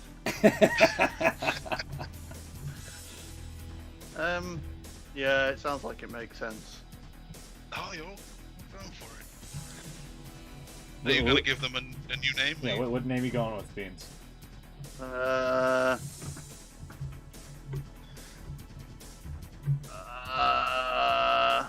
No, I can't think of anything.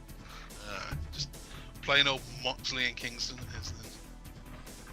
And I'm going for that too. No fancy name for you either? Moxton Kingsley is all I've got. Okay. Yeah, I don't know. Definitely see the Bucks winning. Let's go with that. Because at least we're all in it together. The big two. Let's go with the women first. We've got Britt Baker finally challenging for the women's title against Hikaru Shida. Yeah, Baker for me. She's gonna pull Yeah. Shida's reign like a bad tooth. Hey! Sounds a bit harsh. She's gonna extract the title.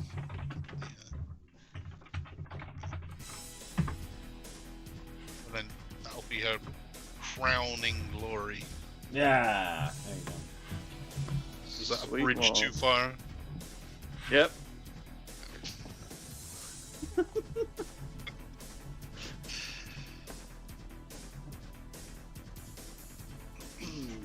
About as much fun as root canal. Oh, you just said that. That's not a pun. You just said I love how I totally disappointed you with that. yeah, you did. Like, it frustrated you. See what you felt there? That's the Yeah. frustration I feel with John Moxley. Not John Moxley, fucking Mojo Rawley.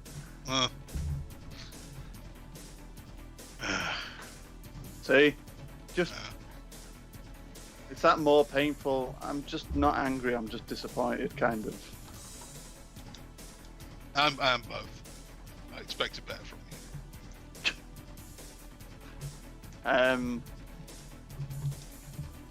I forgot what's next. What's next is your prediction. Yeah, Britt Baker Shida or or Baker. Hikaru Shida. Come on, Bean. You know the drill.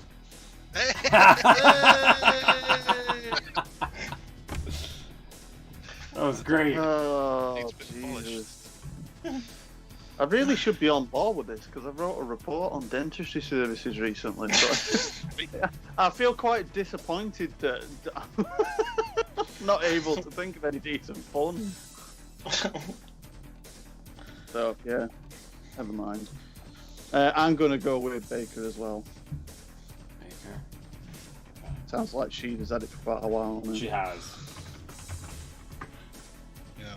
And Chuck's and Will. Baker for both of you. Britt for me is that? Yeah, that's Britt Baker for everyone, isn't it? Cool. Okay. What time was am I the assuming dentist that's- after lunch? Lean over and spit. That's all I've got.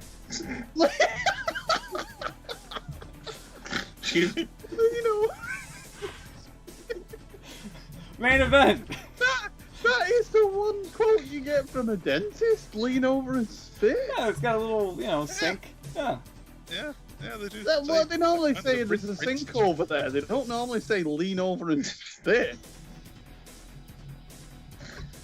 Main event, triple threat, AEW Championship on the line. What time was the dentist after lunch? 2:30. Hey.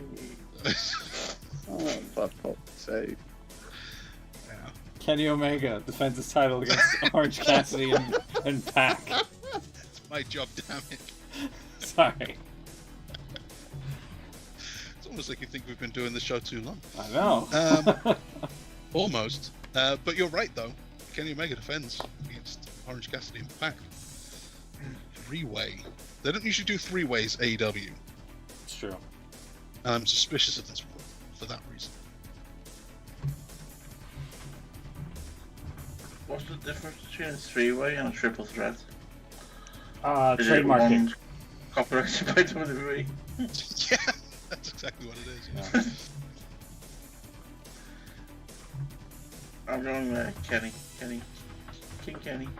Yeah, the Omega Kenny Man King. for me. It's not there. What happened to Kenny King? He was quite good. Is he in ROH? He was used to be. Oh, he got old. He's 39. Okay. He was on The Bachelor over here, I think, for one season or something like that. He got into a fight with somebody.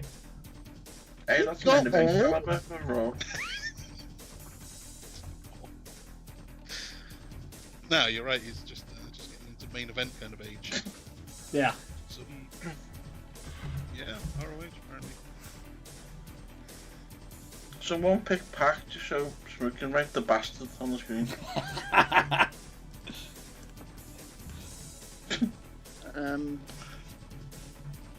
No, Kenny's got to retain and with all the tiles and things. And So you think you're going with the Omega Man as well? is that what he's calling himself now? No, I just. It's his Twitter handle. Oh, is Kenny it? Omega Man X.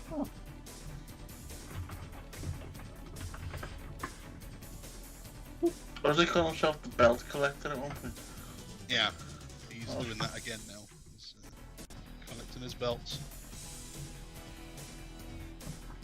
And yeah, Omega for me, because these guys are good, but not World Championship good yet. Hacking, essentially. Yeah. It's not this time. Yeah. I think he's gonna get screwed. I think they're both gonna get screwed out of the three-way rules here. Oh, sweet breakdown in the music there. I was just going to say, I thought it was finishing then. Will, are you gonna go for the bastard? I'm not. I wish I'd like to, just for that reason. I want to go for Kenny. King Oh, Kenny. whoops. Hold on. Go for There Big it Leaky Dog. is. Yeah, 'cause I copy pasted from the WWE sheet there. There you go, the bastard. Big Leaky Dog. The bastard, Kenny Omega. There you go. All right. Kenny's got to win because then he can go. They can get him in WWE to have a match for the WWE title, and he can have them all. Yeah. Never mind WWE's trying to partner with New Japan. They need to partner Yeah. with AEW so that he can. Maybe that's how it's gonna happen. Because like the talk, they're both gonna have this working relationship with New Japan. So maybe Oh, yeah, maybe. he has a match for the WWE title in Japan. Huh? All right, Beans. Last chance to possibly change anything. No, I'm good. Okay, he's locked in. The That was one of the terms of the agreement that New Japan wanted with WWE. We're locking in predictions? The locking in predictions. For Mojo Rawley to appear at least once per show. And genuinely, apparently they wanted Daniel Bryan to have a few matches for New Japan. But then no one really knows where that's gone, because obviously he's not in contract anymore. Yeah. I still think it's gonna be Bryan. That's the mystery guy. Because if it's Mojo fucking Rawley, that's the goddamn surprise. Oh, that will be like peak TNA for AEW. And I hate saying that because I still have hope for AEW to just be like the #1 wrestling company in the world. I don't know if that's ever gonna happen. Well, yeah, true. I mean, when the announcers are saying that, Shida needs like citizens, or just making fun of like the way she speaks, yeah, that's a far cry for sure. Don't get me wrong. When Mojo Rawley's announced in a battle royal and the announcer calls him Mojo the Rawley shits. What? All right, sure. Oh. They can't call him Mojo Rawley. His name's Dean Mutadi. Jesus. All right, fair enough. Yes, Dean. It'll be Dean. Dean goddamn Mutadi. Dirty Dean. That'll be his name. Dean goddamn Mutadi. Oh. So yeah, Double or Nothing is this Sunday. Surprisingly, on a Sunday. Anything else to add before we get out of here? Please don't let Mojo. If you're listening, don't sign. Don't show up. Well, I don't know about that. It's a bit extreme. No, I think that's about it. He could show up as a fan. Can I just say, actually, if Mojo is signed, he shouldn't be in that position of being in that battle royal. But if he does actually sign for the company, I'd be interested to see what they do with him if he's given a serious role.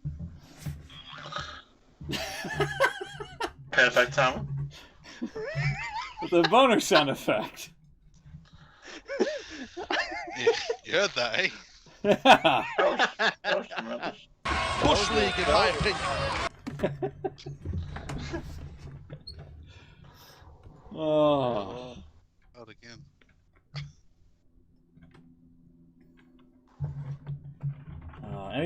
Anything else before we go? I'm just checking the news. I don't know if there's. Oh, apparently, there's a rumor going around that the police are coming because we've had enough of this program. There's a rumor going around that Will Ospreay may be heading to WWE. Did he break his neck or something recently? Well, he's give up the IWGP World Title, hasn't he? Yeah. But he's saying that's due to injury, but then there's a bit of a rumor saying that might not be the case. But it'll only get jobbed out to Aleister Black or someone. How is Aleister Black doing, seeing as he did a rather strange new character? He's not been seen since he kicked everyone in the face the other week. He wasn't on this week. So. Why can't they just keep him as his NXT character? Respect. What the hell was that? That was Booker saying respect. Oh. Forgot about that. Nice to hear Booker agreeing with me. Dear Lord. Apparently, Paul White wants to wrestle again. Respect. Jesus Christ.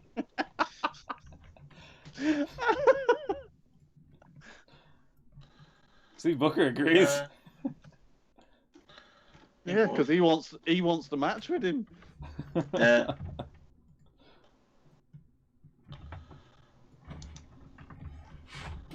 Respect. Have you got like 400 different ways of him saying respect? Yeah, basically. You haven't got the one where he like really drags it out, like a respect. No, That's that how was- he used to do it. that was the fourth one. Hold on, I'll pull it The up. here. fourth one. Yeah, Respect. yeah, that one. Yeah, okay, yeah. I seem to remember being longer than that, but maybe that's just a memory thing. Respect. That's what she said.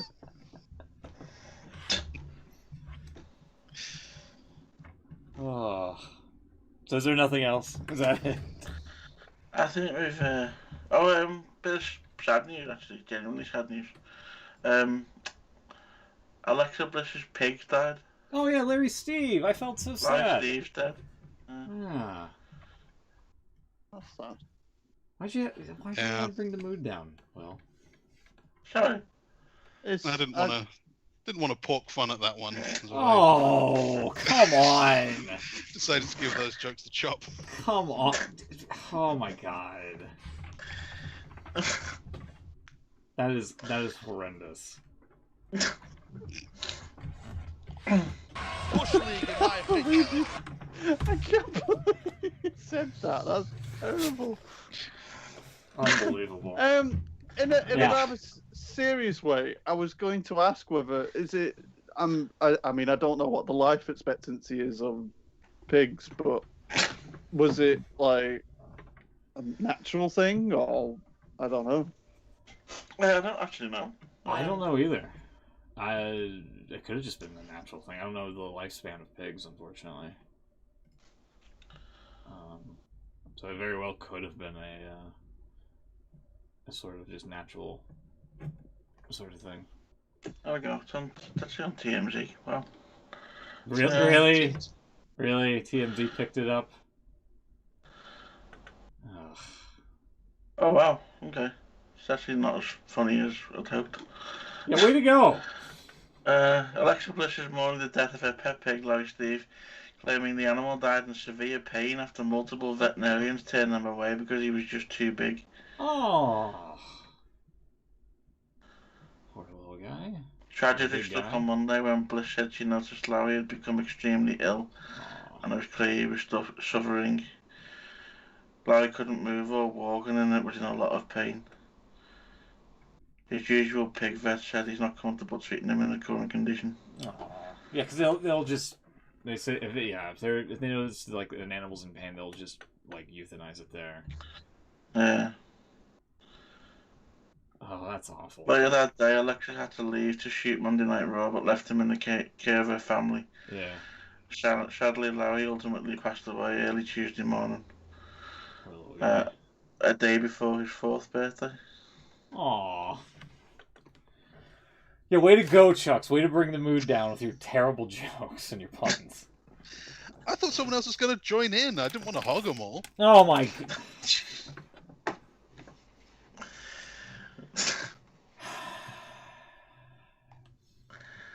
Unbelievable. Unbelievable. I was gonna try to find the one where Bean says, "I don't care."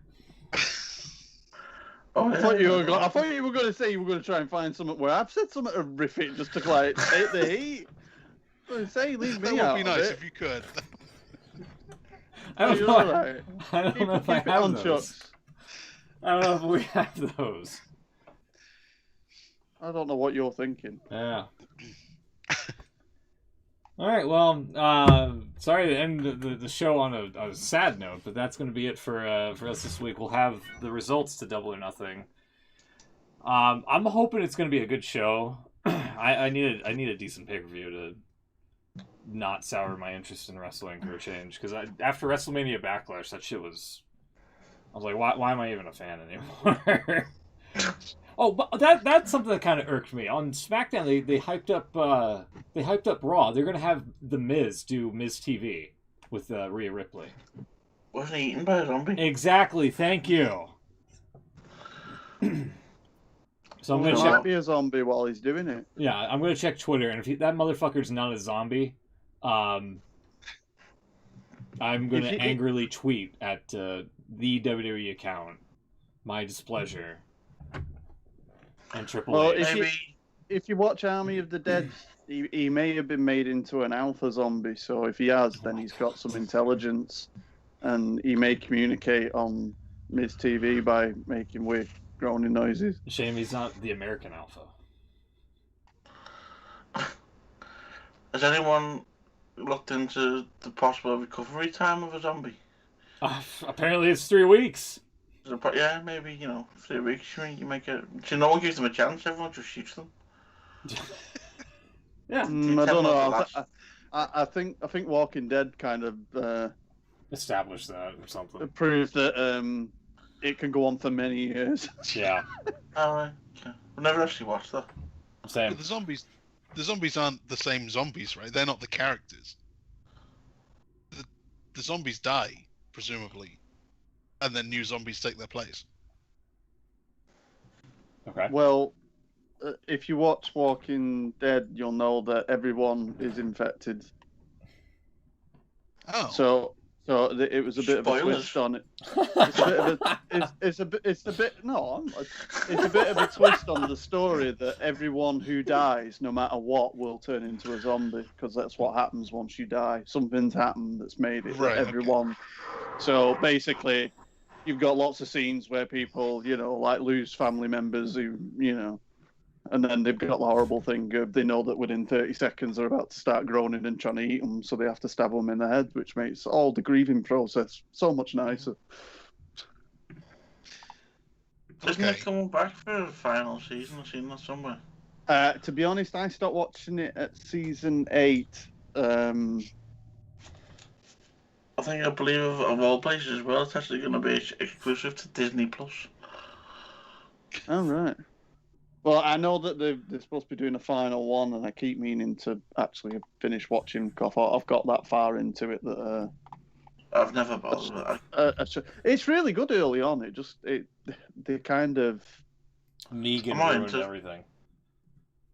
The whole zombie thing, I don't like. I don't know. Never have liked zombies. Well... That's fair. Yeah. Well, next week we'll be here, and I'll be very angry because Mojo Rawley will be due an AEW title match and potentially dethrone Kenny Omega. He'll want the title shot on the next Dynamite on June 4th. There. He's going to do it on the pay-per-view. Challenge Kenny Omega after he defends in the triple threat, and I want to watch this tomorrow live, considering seeing as we got a bank holiday on Monday. Yeah. Yeah. Well. But then they have to pay for it. All right. Well, that'll be it, everybody. Shit, We'll see you next week. Take care. Have a great weekend. Good night. Bye.